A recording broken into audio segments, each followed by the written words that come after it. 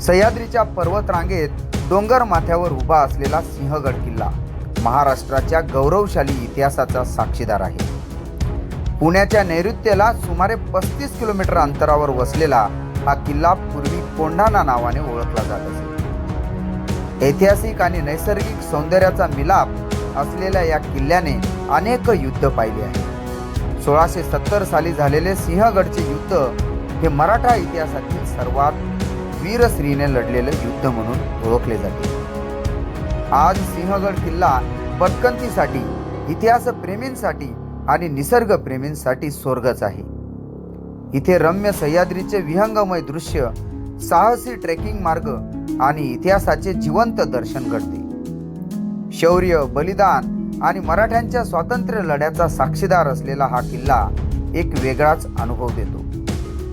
सिंहगड किल्ल्याचा इतिहास 2000 वर्षाहून अधिक जुना आहे.